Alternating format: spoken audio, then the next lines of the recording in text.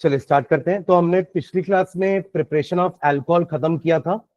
एक बार फटाफट सारे मेथड्स देख करके आगे बढ़ते हैं। प्रिपरेशन ऑफ अल्कोहल, अल्कोहल का जनरल फॉर्मूला ROH। जैसे हेलो एल्किन का जनरल फॉर्मूला RX होता है, वैसे अल्कोहल को अपन जनरल फॉर्म में क्या बोलते हैं? ROH। R कोई भी अल्किल ग्रुप हो सकता है, पर साथ में क्या लगा रहेगा? OH। RX में कोई भी R लग जाएगा अल्किल ग्रुप, साथ में X मतलब हैलोजन, तो वो हो गया हेलो एल्केन। तीन चीजों से इसका प्रिपरेशन देखे थे अपन। वो तीन चीजें क्या थी? एक तो था हमारा RX यानी कि हेलो एल्केन से, दूसरा अपन बना रहे थे एल्कीन से, है ना, और तीसरा हमने बनाया था लास्ट में हमारे कार्बोनिल कंपाउंड से। कार्बोनिल कंपाउंड्स जैसे कि हमारे एल्डिहाइड, हमारे कीटोन्स, या एस्टर से भी बन सकता है, या कार्बोक्सिलिक एसिड से ही बन सकता है, जिसके पास भी C double bond O group present है। सुन रहे हैं? तो इससे हमने क्या मेथड देखा था? याद करिए, ये हमारा हेलो एल्केन है ना, हेलो एल्केन का क्या करवाते थे? OH लग जाता है, सब्स्टिट्यूशन। इससे हमने न्यूक्लियोफिलिक सब्स्टिट्यूशन करवाया था बाय टेकिंग एक्वस KOH और बाय टेकिंग एक्वस NaOH। आपका RX में एक्वस KOH क्या कर देगा? X को रिप्लेस कर देगा और बन जाएगा ROH। ठीक है। दूसरा मेथड देखा था हमने एल्कीन से, इसके दो मेथड देखे थे। पहला मेथड था एडिशन रिएक्शन, वही मार्क और एंटी मार्कोनिकॉफ वाला, मार्क एडिशन या एंटी मार्क एडिशन। और इसी प्रोसेस को अपने नाम दिया था हाइड्रेशन। क्या बोले थे? पानी ऐड करना है बस, but in the presence of N acid, proton. तो इसका मैकेनिज्म भी देखे थे अपन। फर्स्ट स्टेप में इलेक्ट्रोफिलिक अटैक, सेकेंड स्टेप में न्यूक्लियोफिलिक अटैक, और थर्ड स्टेप में डीप्रोटोनेशन।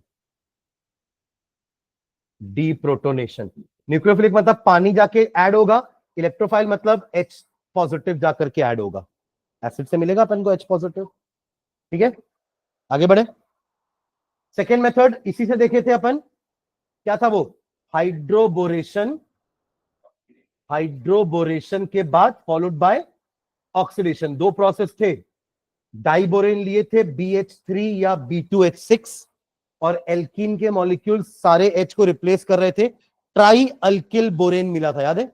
ट्राई अल्किल बोरेन, जिसका क्या मिला था? ट्राई अल्किल बोरेन, जिसका आपने H2O2 के प्रेजेंस में क्या करवाया था? ऑक्सीडेशन। तो आपको मिला था अल्कोहल। ठीक है। एंड लास्ट तरीका हमने किससे देखा था? कार्बोनिल कंपाउंड से, एल्डिहाइड या कीटोन से। इसमें भी दो तरीके देखे थे। पहला डायरेक्ट रिडक्शन कर दो, मैंने वो चार्ट बनाया था, आपको याद है ना? एल्केन अल्कीन के ऑक्सीडेशन से अल्कोहल मिलेगा, उनके फर्दर ऑक्सीडेशन से एल्डिहाइड कीटोन, उनको और फर्दर ऑक्सीडाइज कराओगे तो एसिड तक पहुंच जाओगे आप। पीछे आना है तो क्या करना पड़ेगा? रिडक्शन। तो हमें एल्डिहाइड या कीटोन से अल्कोहल बनाना है तो क्या करना पड़ेगा? इसका रिडक्शन। अब रिडक्शन के भी तीन मेथड देखे थे। एक डायरेक्टली H2 ऐड कर दो इन द प्रेजेंस ऑफ निकल, प्लैटिनम या पैलेडियम, या फिर सोडियम इन इथेनॉल मिलाओगे तो हाइड्रोजन निकलेगा। वो हाइड्रोजन नेसेंट हाइड्रोजन होता है, अकेला हाइड्रोजन सॉरी, जो काफी रिएक्टिव होगा और वो किसी के भी साथ जाके रिएक्ट करके ऐड हो जाएगा। और तीसरा तरीका था, वो कुछ ऑक्सीडाइजिंग एजेंट लिए थे, LiAlH4 या इसी के जैसा एक NaBH4। तीनों तरीके से अपन रिड्यूस कर सकते हैं, बट इसका एक ड्रॉबैक था इससे मेथड से बनाने का। वो ड्रॉबैक ये था कि इससे अपन 3 डिग्री अल्कोहल नहीं बना पा रहे थे। एल्डिहाइड्स क्या बना रहे थे? 1 डिग्री। कीटोन क्या बना रहे थे? 2 degree alcohol. 2 degree alcohol, 1 degree alcohol याद आ रहा ना क्या था? अल्कोहल 1 डिग्री अल्कोहल वो अल्कोहल जिसमें OH उस कार्बन पे लगा है जो कि सिर्फ एक और कार्बन से अटैच है, और 2 डिग्री का मतलब था OH उस कार्बन से लगा है जो दो और कार्बन से लगे हुए हैं। ये 2 डिग्री अल्कोहल। बट हम इससे 3 डिग्री अल्कोहल इस मेथड से नहीं बना सकते रिडक्शन करके। तो हमने एक और मेथड यूज किया था, किसके हेल्प से? Grignard reagent. मतलब अगर हमें एक अल्किल ग्रुप और चाहिए तो बेस्ट तरीका यही है, क्योंकि ग्रिग्नार्ड के पास पहले से एक रेडीमेड अल्किल ग्रुप प्रेजेंट है, RMgX। ग्रिग्नार्ड रिएजेंट क्या होता है हमारा? RMgX। तो ये R हमें मिल जाएगा ना अल्किल ग्रुप, इससे हम 3 डिग्री भी बना पाएंगे। तो हमने देखा था इसका मैकेनिज्म कि 2 स्टेप में बनेगा। पहले एक एडिशन प्रोडक्ट बनता है अडक्ट, फॉलोड बाय हाइड्रोलिसिस, हमें मिल जाएगा हमारा अल्कोहल। फर्स्ट स्टेप में क्या हो रहा है ध्यान से देखना जो लोग नहीं थे, ये इंपॉर्टेंट मेथड है। ये रिएक्शन हम फिर से एल्डिहाइड में पढ़ने वाले हैं, पर प्रॉपर्टी में पढ़ेंगे। अभी पढ़ रहे हैं अल्कोहल के प्रिपरेशन में, वहां सेम रिएक्शन एल्डिहाइड की प्रॉपर्टी में पढ़ेंगे। ये आपका कोई भी कार्बोनिल कंपाउंड, ये चीज एल्डिहाइड में भी हो सकती है और यही चीज आपको कीटोन में भी मिल जाएगी। समझ रहे हो मैं क्या बोल रहा हूं? तो होता क्या है कि ये मोर इलेक्ट्रोनेगेटिव होने के कारण इलेक्ट्रॉन पेयर को अपनी तरफ खींचेगा, जिसके कारण इसको मिलेगा पार्शियल नेगेटिव, इसको मिलेगा पार्शियल पॉजिटिव। करेक्ट? अब जो हमारा RMgX है वो भी एक तरह का पोलार कंपाउंड ही है, उसमें भी पोलैरिटी होगी, क्योंकि हमारा बीच में क्या लगा? Electro positive element magnesium, which is a positively charged element. तो इसको क्या मिलेगा? एक नेगेटिव चार्ज। तो ये दोनों भी क्या हो जाएंगे? अलग। अब कौन सा कहां जाएगा अटैक करने? R नेगेटिव कहां जाएगा? कार्बन के पास। बढ़ा दिया इसने एक कार्बन, कार्बन के ऊपर एक कार्बन इसने बढ़ा दिया, किसने? हमारे ग्रिग्नार्ड रिएजेंट ने। और ये MgX कहां जाने वाला है?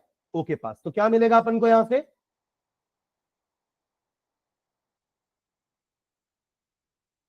O के साथ जुड़ जाएगा MgX और C के साथ जुड़ जाएगा R। इसका आप करवाओगे जब हाइड्रोलिसिस, एसिडिक हाइड्रोलिसिस, तो आपको क्या मिलने वाला है? C के साथ जो 2 चीजें लगी है वो तो वैसी रहेंगी। यहां आ जाएगा आपका R जो पहले से लग चुका है, और यहां आ जाएगा O के साथ H लगेगा, और बचा कुचा क्या? एक OH बचा इसका अभी भी, और Mg के साथ X बचा है, तो MgOH X। हर बार ये बनेगा और इसी टाइप का प्रोडक्ट बनेगा। समझ रहे हैं क्या? अब इस अपन 3 चीजें देखे थे कि अगर आप फॉर्मेल्डिहाइड लेते हो HCHO, सबसे पहला एल्डिहाइड, मिथेनल, क्या है इसका नाम? मिथेनल, तो आपको मिलेगा 1 डिग्री अल्कोहल। अगर आप कोई अदर एल्डिहाइड लेते हो, एनी अदर एल्डिहाइड, तो आपको मिलेगा 2 डिग्री अल्कोहल। और अगर आप लेते हो कीटोन, तो आपको मिल जाएगा 3 डिग्री अल्कोहल। देखो कैसे, कीटोन में पहले से ही उस कार्बन पे 2 कार्बन तो लगे रहते हैं, तीसरा कार्बन ग्रिग्नार्ड रिएजेंट से आ जाएगा, तो हो गया ना ये 3 डिग्री। ऐसे कार्बन पे OH लगा है जो 3 अलग अलग कार्बन से जुड़ा हुआ है, 3 डिग्री का, 3 डिग्री अल्कोहल। समझ रहे हैं क्या? अरे ये 3 डिग्री, 1 डिग्री, 2 डिग्री तो अपन 11 से पढ़ते हुए आ रहे हैं। 11 का छोड़ो, अपन तो अभी हेलो एल्केन चैप्टर में तो पढ़े थे ना कि SN1 SN2 में 3 डिग्री, 2 डिग्री, 1 डिग्री का तो रोल था। ठीक है? तो इस मेथड से अपन तीनों टाइप के अल्कोहल बना सकते हैं, 1 डिग्री, 2 डिग्री, 3 डिग्री, इसलिए ये मेथड इंपॉर्टेंट है। ठीक है, चलिए नेक्स्ट आगे बढ़ते हैं। आगे बढ़ते हैं प्रिपरेशन ऑफ फिनॉल। चलो लिखो नेक्स्ट साइड डालना, प्रिपरेशन ऑफ फिनॉल। फिनॉल भी आपका अल्कोहल ही है, बट एरोमेटिक अल्कोहल है, not aliphatic alcohol. Preparation of phenols,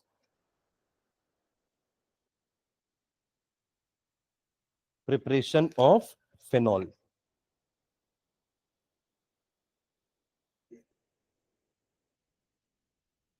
चलिए फर्स्ट मेथड लिखना फिनॉल के लिए, from benzene sulphonic acid. First method preparation of phenol में, फ्रॉम बेंजीन सल्फोनिक एसिड। कोई ना कोई बेंजीन का कंपाउंड ही लेना पड़ेगा तब तो फिनॉल मिलेगा। आपको बेंजीन रिंग तो चाहिए ना, उसमें OH जोड़ोगे तब तो फिनॉल मिलेगा। ठीक है, from benzene sulphonic acid, hyphen डाल के लिखो इसमें, benzene is sulphonated, benzene is sulphonated, benzene is sulphonated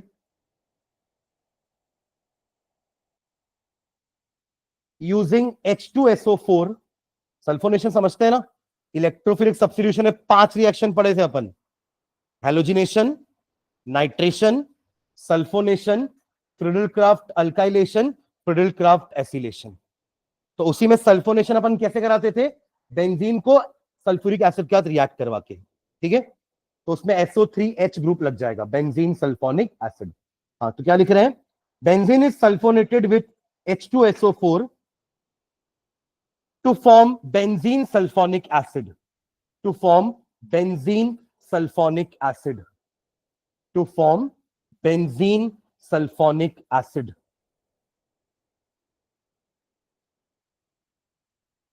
which is then fused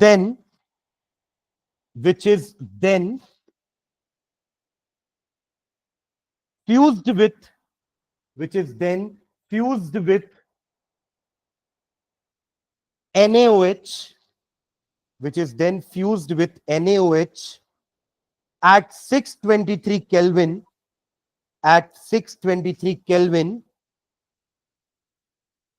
when sodium phenoxide is formed. When sodium phenoxide is formed. When sodium phenoxide is formed. Full stop. Acidification of sodium phenoxide, acidification of sodium phenoxide gives phenol, gives phenol, gives phenol। ठीक है, चलो इसका reaction लिखना। पहले तो अपन यही लिखे कि बेंजीन सल्फोनिक एसिड बनाएंगे कैसे। आपको बेंजीन लेना है और उसका करा देना है सल्फोनेशन विथ H2SO4, तो आपको मिल जाएगा बेंजीन सल्फोनिक एसिड SO3H। इसी तो बना रहे हैं ना, आप चाहो तो ये स्टेप स्किप भी कर सकते हो, ये हमें बनाना तो इससे है ना, तो आप इससे भी शुरुआत कर सकते हो। फिर क्या लिखे अपन, ये जो बनेगा इसको फ्यूज कराएंगे किसके साथ, NaOH के साथ, तो साथ में ले लेना NaOH। तो एक काइंड ऑफ हमारा न्यूट्रलाइजेशन रिएक्शन होने वाला है। ये एसिड है, आपने बोला ना बेंजीन सल्फोनिक एसिड, और ये एक बेस है, तो क्या होगा इसमें, न्यूट्रलाइजेशन होगा, बनेगा सॉल्ट एंड वाटर। तो सॉल्ट किस टाइप का बनने वाला है, वाटर कैसे बनता है, इधर का OH और इधर का H निकलेगा, तब तो वाटर बनेगा ना, और ये Na जाकर के इसके साथ अटैच हो जाएगा लाइक दिस, SO3Na। ठीक है, पर क्या है ना, बीकर के अंदर सिर्फ एक मॉलिक्यूल NaOH तो होगा नहीं, और भी मल्टीपल मॉलिक्यूल्स होंगे NaOH के, तो वो और मॉलिक्यूल्स NaOH के रिएक्ट करके ये सभी बचे हुए 2 ऑक्सीजन को भी निकाल देंगे, आपका Na2SO3 बाहर हो जाएगा और आपको मिलेगा सोडियम फिनॉक्साइड। लिखा ना कि till sodium phenoxide is form, this is our sodium phenoxide. जैसे अपन एल्कोक्साइड पढ़ते हैं ना, ध्यान देना, एल्कोक्साइड क्या होते हैं, RO को एल्कोक्साइड बोलते हैं, एल्कोक्सी ग्रुप, अल्किल है और साथ में क्या आ गया, ऑक्सीजन, तो क्या नाम पड़ गया इसका, एल्कोक्सी। यहां पे इसको अपन क्या बोलते हैं, C6H5 को क्या बोलते हैं, फिनिल बोलते हैं ना, फिनिल, तो इसको नाम दे दिए फिनॉक्साइड, सोडियम फिनॉक्साइड। ये सोडियम एल्कोक्साइड होता है, ये सोडियम फिनॉक्साइड होता है। ठीक है, till sodium phenoxide is form. Last step acidification कराएंगे, यानी कोई एसिड ऐड करेंगे, तो आपको मिल जाएगा, क्या निकलेगा यहां से, NaCl रिमूव हो जाएगा और आपको मिलेगा क्या, फिनॉल। ठीक है, लिख लो इसको।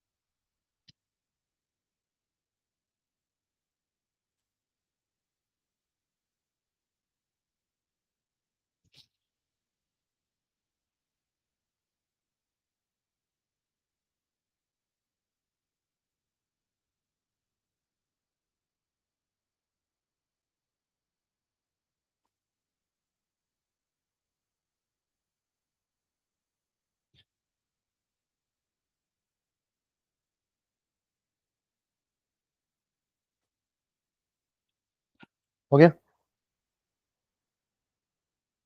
सेकेंड मेथड लिखेंगे, second method from from cumene, from cumene, bracket में ना इसमें मैन्युफैक्चरिंग लिख लेना। ये प्रिपरेशन था, लेबोरेटरी प्रिपरेशन, और ये मैन्युफैक्चरिंग होती है, यानी कि large scale preparation is called as manufacturing. तो क्यूमीन से बनाएंगे। क्यूमीन होता क्या है? क्यूमीन कॉमन नेम है ना, इसका नाम समझना, फ्रॉम क्यूमीन। लिखो क्यूमीन क्या होता है। Cumin is isopropyl benzene. Cumene is isopropyl benzene. अब ये कैसे बनाओगे आइसोप्रोपिल बेंजीन?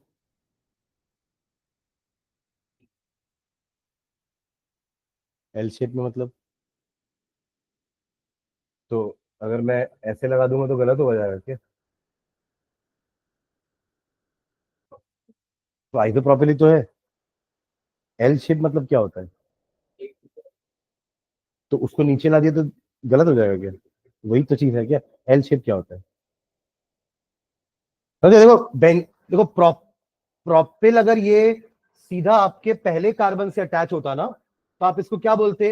प्रोपिल बेंजीन बोलते। क्या बोलते? अरे जैसे मिथिल बेंजीन होता है, टोल्यूइन, एक वाले कार्बन को आप क्या बोलते? मिथिल बेंजीन बोलते।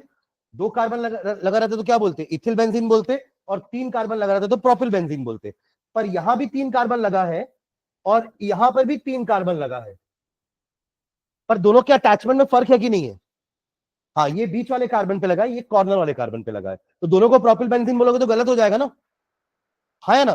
दोनों का नाम सेम हो सकता है क्या?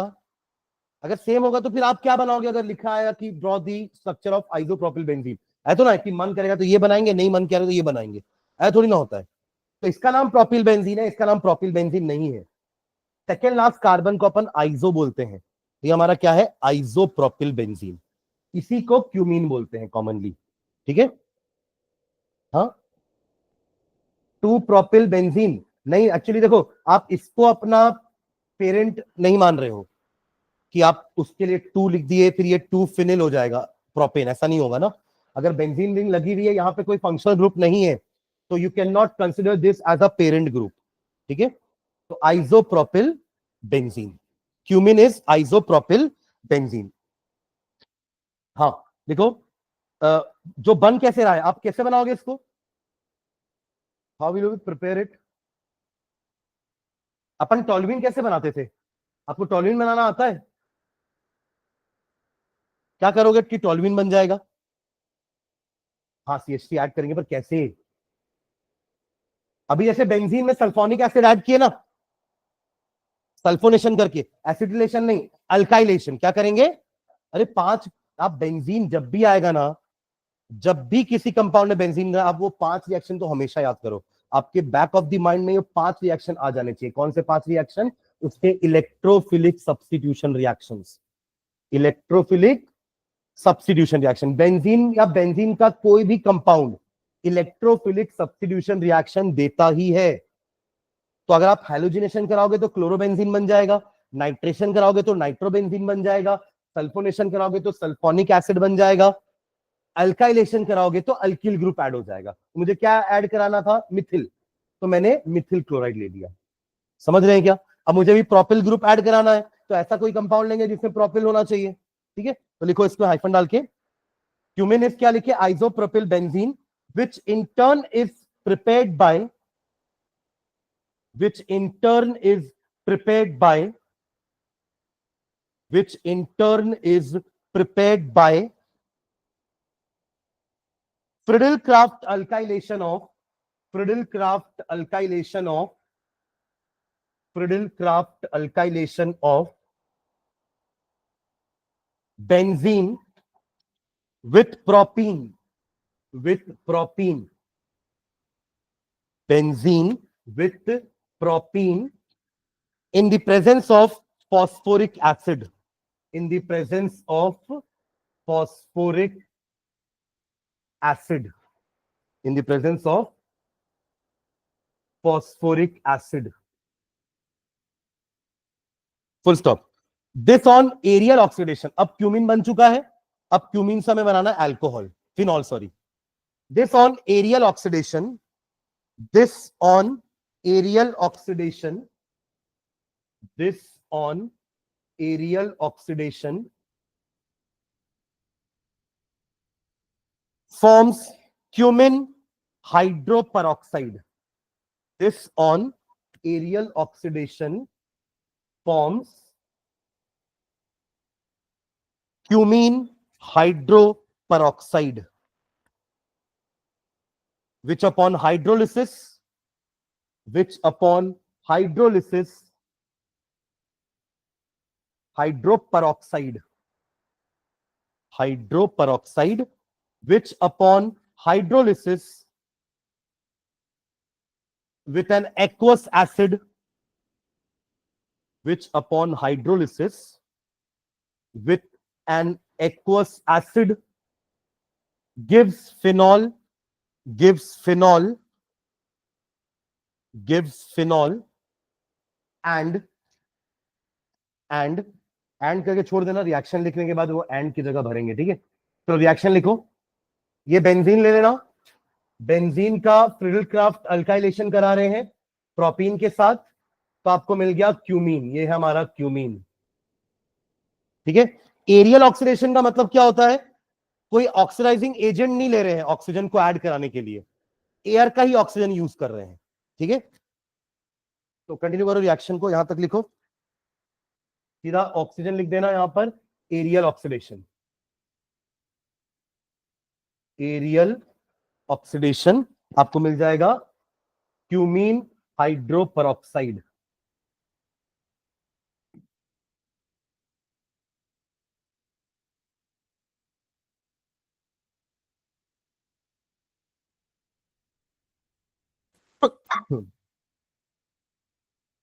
ये दोनों ओ समझ लीजिए ऐड हो गए हैं बीच वाले कार्बन पे, ठीक है, जिसका एक्वस एसिड आप डाइल्यूट H2SO4 ले सकते हो, आप डाइल्यूट HCl ले सकते हो, है ना, तो आपको मिल जाएगा फिनॉल।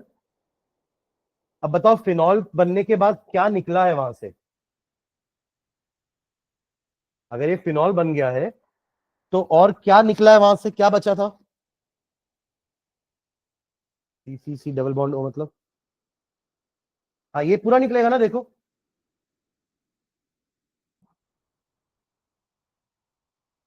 अरे हाँ है ना, OH बस लगा ना, बाकी सारी चीजें निकल, हाँ क्या कोई बोला था कुछ, हाँ एसीटोन, क्या निकलेगा, एसीटोन,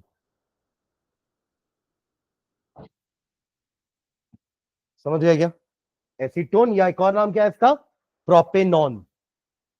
अरे IUPAC नेम तो प्रोपेनॉन है, 3 कार्बन तो प्रोप, तीनों कार्बन के बीच में सिंगल बॉन्ड तो एन, और डबल बॉन्ड ओ है, तो ये आपका कीटोनिक ग्रुप है, तो ओन लग जाएगा ई हटा करके, तो जो एंड के बाद जगह छोड़े थे ना वहां लिख लेना, एंड एसीटोन ब्रैकेट में प्रोपेनॉन, ठीक है। तो ऐसे हम फिनॉल बना सकते हैं क्यूमीन से, क्यूमीन नहीं, इनके ना नॉमेनक्लेचर बार बार रिवाइज होते हैं ना, फिर से कोई एक अलग बैठक होगी, उसमें हो सकता है इसको भी IUPAC नेम ले ले, तो you have to be updated with the rules जो IUPAC बार बार चेंज भी करते रहती है, ठीक है। चलो नेक्स्ट, ये हमारा प्रिपरेशन हो गया पूरा, आगे हिंट डाल लो, physical properties of alcohol and phenols. Physical property देखते हैं, मतलब इनका बॉइलिंग पॉइंट, इनकी सॉलिबिलिटी, है ना, इनकी density, physical properties of alcohol and phenol, physical properties of alcohol and phenol.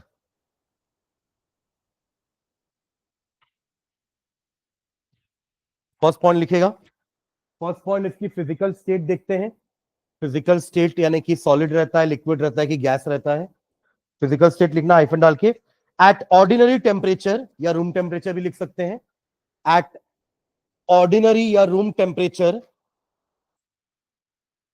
Lower alcohols are colourless liquids, at ordinary या room temperature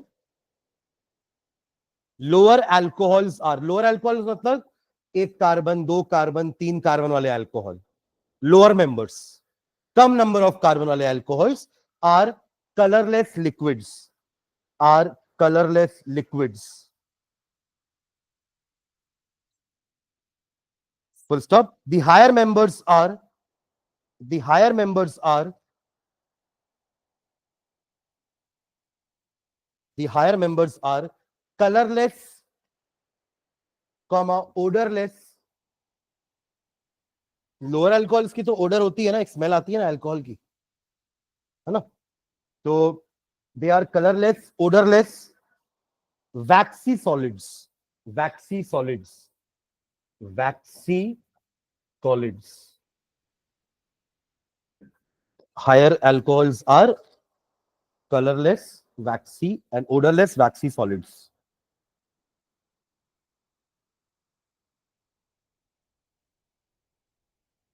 ठीक है, सेकेंड पॉइंट लिखना, सेकेंड पॉइंट बॉइलिंग पॉइंट के बारे में लिखो. The boiling points of alcohol are, the boiling points of alcohols are, the boiling points of alcohols are much higher than the, much higher than the boiling points of alcohols are much higher than the corresponding aliphatic hydrocarbon, corresponding aliphatic hydrocarbon, corresponding aliphatic hydrocarbon and haloalkanes, and haloalkanes.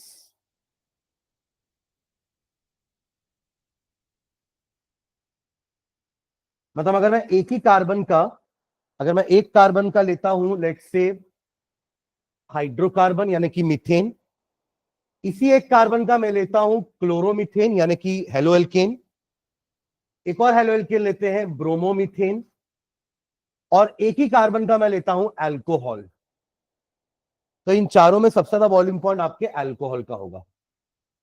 ऐसा कुछ चलेगा. देखो अब ये इसका तो मास सबसे कम है ना, सबसे मास सबसे कम किसका है चारों में, इसी का. इन दोनों में बात करेंगे तो CH3 तो दोनों में है, पर क्लोरीन ब्रोमीन में ज्यादा हैवी कौन है, ब्रोमीन. आपको पता है मास ज्यादा होगा तो वॉन्डरवॉल फोर्स ऑफ अट्रैक्शन ज्यादा होगा बिटवीन दी मॉलिक्यूल्स, और अगर ऐसा अट्रैक्शन ज्यादा है तो क्या वो जल्दी बॉयल हो जाएंगे क्या, क्योंकि बॉइलिंग के समय तो उनका फोर्स ऑफ अट्रैक्शन टूटना चाहिए ना, और वो फोर्स ऑफ अट्रैक्शन अगर ज्यादा होगा तो बॉइलिंग पॉइंट की रिक्वायरमेंट ज्यादा होगी, आपको ज्यादा टेम्परेचर देना पड़ेगा दोनों के फोर्स ऑफ अट्रैक्शन को तोड़ने के लिए. Am I clear? इसलिए इन दोनों में Br वाले का क्यों ज्यादा हुआ, क्योंकि इसका मास ज्यादा है. भले दोनों में नंबर ऑफ कार्बन एक ही है, पर मॉलिक्यूलर मास देखा जाएगा तो ब्रोमीन वाले का क्या है, ज्यादा है, जिसके कारण इसका बॉइलिंग पॉइंट इससे ज्यादा होगा. Am I clear? अब बात करते हैं अल्कोहल का बॉइलिंग पॉइंट सबसे ज्यादा क्यों हुआ, क्योंकि इसके अंदर एक एक्स्ट्रा बॉन्ड आती है, इसका बोलते हैं अपन हाइड्रोजन बॉन्ड. क्या है, हाइड्रोजन बॉन्ड. तो इसके कारण इसका जो बॉइलिंग पॉइंट है वो सबसे ज्यादा है. इसलिए अपन ने लिखा है कि करस्पॉन्डिंग, यानी कि करस्पॉन्डिंग का मतलब यही बोल रहे हैं कि अगर एक कार्बन का अल्कोहल है तो एक कार्बन के आप एल्केन के साथ कंपेयर कर लो, और एक कार्बन के किसी भी हेलो एल्केन का कंपेयर कर लो, इनका बॉइलिंग पॉइंट उन सबसे क्या होता है, ज्यादा. यही लिखा है हमने. एग्जाम्पल करके लिख लो उसको, एग्जाम्पल ये लिखो, फिर मैं रीजन लिखवा देता हूं नीचे कि ऐसा क्यों हो रहा है. तो मेन रीजन इसका बॉइलिंग पॉइंट का ज्यादा होने का है hydrogen bonding, hydrogen bonding.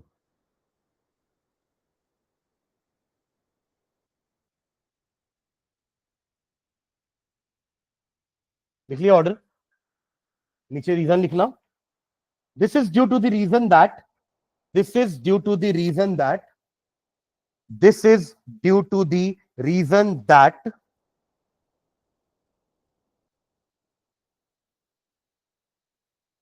alcohol contain a hydrogen atom, alcohol contain a hydrogen atom, alcohols contain a hydrogen atom attached to the strongly electronegative, attached to the strongly electronegative oxygen atom. ROH है ना, देखो R फिर O है फिर H है, तो hydrogen is connected to a higher electronegative oxygen atom, जिसके कारण यहां पे पार्शियल पॉजिटिव और पार्शियल नेगेटिव आएगा। समझ रहे हैं क्या? Okay, full stop. Therefore alcohol forms intermolecular hydrogen bonds. Hydrogen, intermolecular hydrogen, therefore alcohols form intermolecular hydrogen bonds। ये डायग्राम बना लो।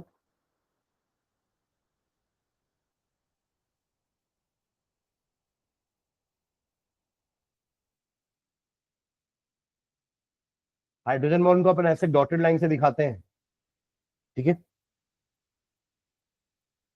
वाटर का बॉइलिंग पॉइंट भी तो इससे ज्यादा है ना, क्योंकि वाटर के मॉलिक्यूल्स के बीच में भी आपस में क्या है, हाइड्रोजन बॉन्ड्स। बना लो इसको।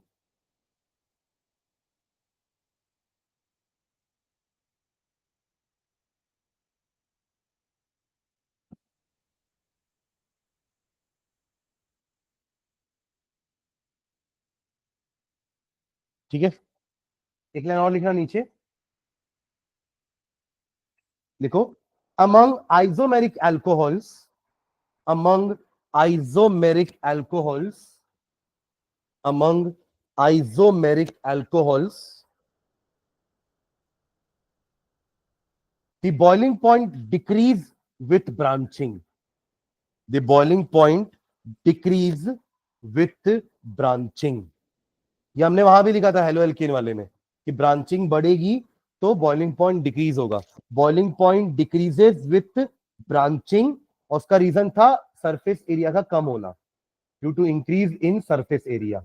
आपको यही आया था क्वेश्चन पेपर में, due to increase in surface area, decrease sorry, due to decrease in surface area. तो among isomeric alcohols the boiling points decrease with branching due to decrease in surface area। therefore नीचे लिखना order of boiling point becomes 1 degree greater than 2 degree greater than 3 degree।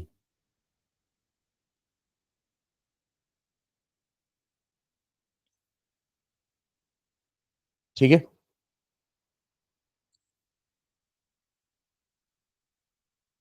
तो मेरे पास 4 alcohols हैं, यहां पे मैं चारों का फॉर्मूला लिख रहा हूं, ठीक है, या नाम लिखता हूं, आप लोग फॉर्मूला बनाना। पहला है ब्यूटेन 1 ऑल, दूसरा है ब्यूटेन 2 ऑल, तीसरा है 2 मिथिल प्रोपेन 2 ऑल, और चौथा है 2 मिथिल प्रोपेन 1 ऑल। इन चारों का पहले तो स्ट्रक्चर बनाओ और फिर इनको बॉइलिंग पॉइंट के ऑर्डर में अरेंज करो, छोटे से बड़ा इंक्रीजिंग ऑर्डर में। सबसे कम किसका होगा, सबसे ज्यादा किसका होगा, या उल्टा जैसा भी करो, अरेंज करो। आपके पास ये लिखा हुआ है ना कि 1 डिग्री वाले का बॉइलिंग पॉइंट सबसे ज्यादा होता है 2 डिग्री से, और 2 डिग्री के ज्यादा होता है 3 डिग्री से। स्ट्रक्चर बनाओगे तो समझ में आएगा कौन 1 डिग्री है, कौन 2 डिग्री है, कौन 3 डिग्री है। ऐसे देखते रहोगे तो नहीं समझ में आएगा। समझ रहे हैं क्या? ब्यूटेन 1 ऑल बनाए, चारों कार्बन लगातार और आखिरी कार्बन पे OH। ब्यूटेन 2 ऑल, यहां पे भी चारों कार्बन लगातार, सेकेंड लास्ट में OH। And 2 Mithil propane 2 all, propane 2 all 2 Mithil. ऐसा कुछ होगा? ये किस टाइप का अल्कोहल है? ये और ये और ये बीच लास्ट वाला 2 मिथिल है, बट प्रोपेन का 1 ऑल है, ये भी 1 डिग्री हो गया, बट ब्रांचिंग है ना इसमें। ये 1 डिग्री और ये 1 डिग्री में फर्क है कि नहीं है? इसमें ब्रांचिंग है, तो अगर मैं इन दोनों को कंपेयर करूंगा किसका ज्यादा होगा? ऊपर वाले का, क्योंकि ब्रांचिंग के साथ बॉइलिंग पॉइंट डिक्रीज हो जाता है। अब समझ जाएंगे क्या? 2 और 3 तो साफ समझ में आ रहा है, ये दोनों 1 में ही कंफ्यूजन हुआ ना, तो ब्रांचिंग देख लो। अरे हाँ है ना, अब अरेंज कर लो। सबसे पहले कौन आएगा? अगर इसको आप 1 देते हो, ये हमारा सेकंड नंबर है, ये हमारा थर्ड नंबर है, ये फोर्थ है, तो अगर इंक्रीजिंग ऑर्डर की बात करो, सबसे कम किसका है? 4 नहीं, 3 डिग्री है ना वो। अरे ये वाला तो 3 डिग्री है ना। अरे हाँ है ना। सबसे कम किसका है? थर्ड वाले का। फिर उससे ज्यादा सेकंड, उससे ज्यादा फोर्थ ना, हाँ 1 डिग्री बट ब्रांच वाला है। और फिर सबसे ज्यादा किसका है? 1 डिग्री विदाउट ब्रांच। ब्रांचिंग से सरफेस एरिया कम हो जाता है, बॉइलिंग पॉइंट कम हो जाएगा। ठीक है, चलो नेक्स्ट लिखना।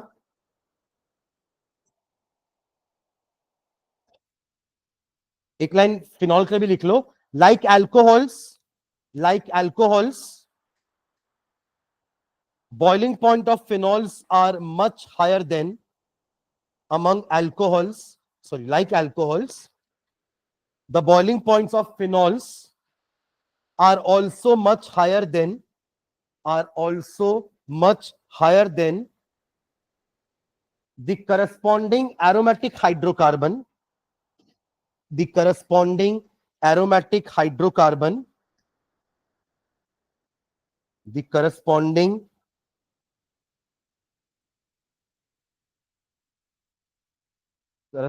aromatic hydrocarbon and the haloarenes, and the haloarenes, and the haloarenes. जैसे अभी हमने यहाँ पे पूरा एलिफेटिक लिया ना, आप यहाँ पे सारे एरोमेटिक ले लो। आप मीथेन की जगह बेंजीन ले लो, ये ब्रोमोबेंजीन ले लो, C6H5Br, C6H5Cl एंड C6H5OH। तो ये ऐसा ऑर्डर रहेगा सेम, बस अपने एलिफेटिक की जगह क्या ले लिया है? Aromatic.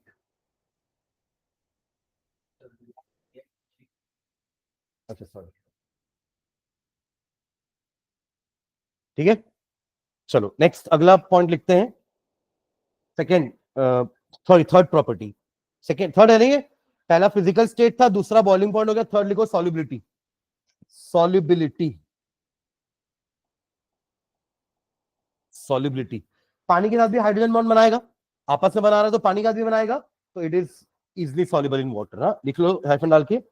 The lower alcohols are highly soluble in water,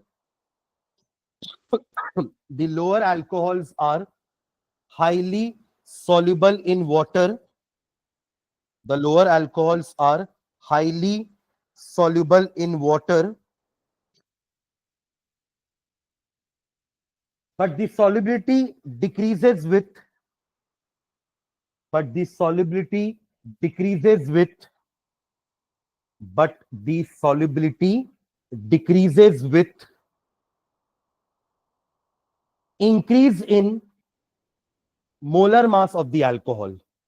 Solubility decreases with increase in molar mass of the alcohol. मतलब हम हायर अल्कोहल की बात कर रहे हैं, हायर अल्कोहल उतने सॉल्युबल नहीं होंगे जितने कि लोअर हो रहे हैं, but the solubility decreases with the increase in molar mass of the alcohol, molar mass of the alcohol.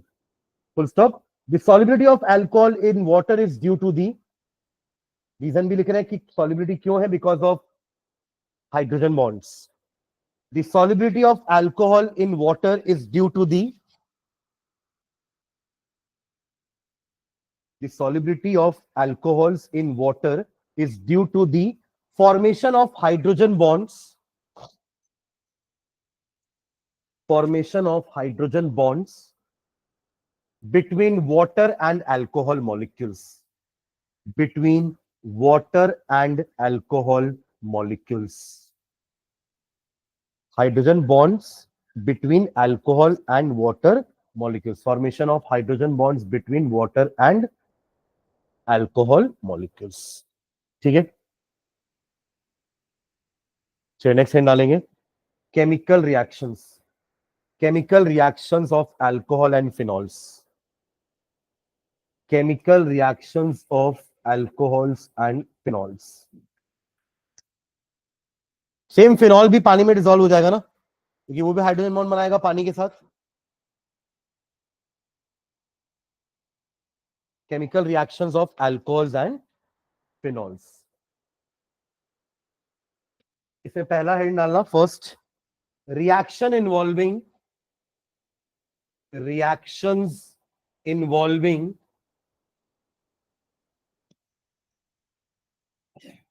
the cleavage of the, यानी कि breaking of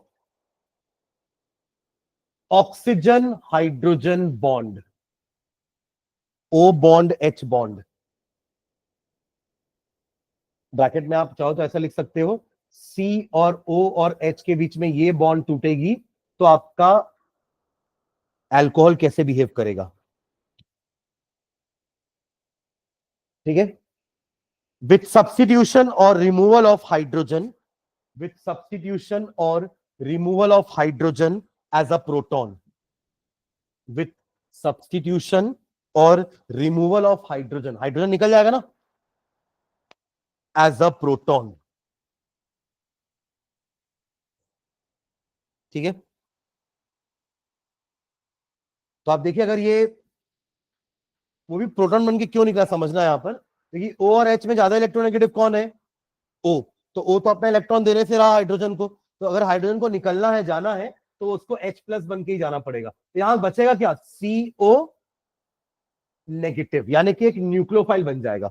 your alcohol molecule will behave like a nucleophile. तो एक line उसके नीचे लिखना, क्या लिखे, with substitution और removal of hydrogen as a proton, that is the alcohol and phenol molecule, molecule मत लिखना क्योंकि अब वो मॉलिक्यूल नहीं रहे ना, that is the alcohol and phenol act as nucleophile, act as nucleophile, act as nucleophile. वैसे भी देखो अल्कोहल मॉलिक्यूल हमारा न्यूक्लियोफाइल होता है कैसे, अगर आप ROH को देखोगे तो हमारे O के पास क्या है, लोन पेयर्स है। Any neutral molecule having a lone pair of electron behaves like a nucleophile. जैसे हमारा वाटर भी तो न्यूक्लियोफाइल होता है ना, अमोनिया भी न्यूक्लियोफाइल होता है। ये लोग तो नेगेटिवली चार्ज नहीं है, बट तब भी neutral molecules are also nucleophile अगर उनके पास ऐसे लोन पेयर्स होते हैं। ठीक है, ओके। तो लिखो इसमें O बॉन्ड H बॉन्ड का। तो पहला हेडिंग हमारा ये है। सेकेंड हेडिंग अभी मत लिखना, पर सेकेंड हम क्या पढ़ने वाले हैं, reaction involving the cleavage of C bond O bond. पूरा OH ही अलग कर देंगे। पहले किसको अलग कर रहे हैं, O में से H को, अब C में से O को, तो O के साथ H भी चला जाएगा बाहर।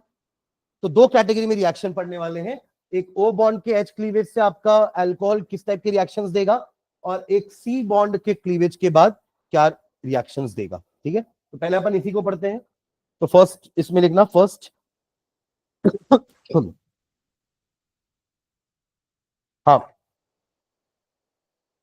Both alcohol and phenols, hyphen डाल के लिखो इसी में कंटिन्यू करके, both alcohol and phenols, both alcohol and phenols readily undergo, both alcohol and phenols readily undergo cleavage of O bond H bond, cleavage of O bond H bond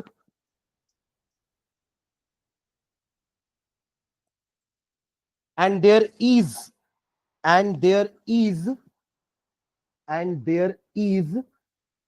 follows the sequence and there is EASC मतलब कितना जल्दी किससे निकल सकता है H, and there is follows the sequence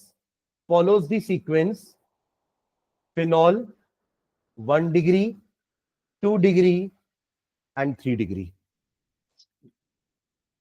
phenols 1 degree, 2 degree and 3 degree। आप इस line का मतलब समझे, फिनॉल से भी H का रिमूवल हो सकता है एज अ प्रोटॉन, ये जा सकता है। 1 डिग्री अल्कोहल से भी सेम काम हो सकता है, 2 डिग्री अल्कोहल से भी सेम काम हो सकता है, H जा सकता है, H जा रहा है यहां से, और सेम काम 3 डिग्री में भी होगा, बट सबसे इजीली किससे होगा, फिनॉल में, और सबसे डिफिकल्टी से किसमें होगा। अब उसका रीजन समझिएगा क्यों इसमें सबसे डिफिकल्ट है। आप सोचिए ये जो हमारे मिथिल ग्रुप लगे हैं इनको हम क्या बोलते हैं, they are electron donating groups. थोड़ा सा 11th का कंसेप्ट आएगा हमारा 11th में, इसलिए अपन general principle of organic chemistry पढ़ते थे, इंडक्टिव इफेक्ट पढ़ते थे, इलेक्ट्रोमेरिक इफेक्ट पढ़ते थे, हाइपर कॉन्जुगेशन पढ़ते थे, सब पढ़ते थे ना, तो वहां पे मिथिल ग्रुप एक तरह का इलेक्ट्रॉन डोनेटिंग ग्रुप होता था। अगर इसने इस मिथिल ने इलेक्ट्रॉन इसको दिया तो ये भी देगा और ये भी देगा।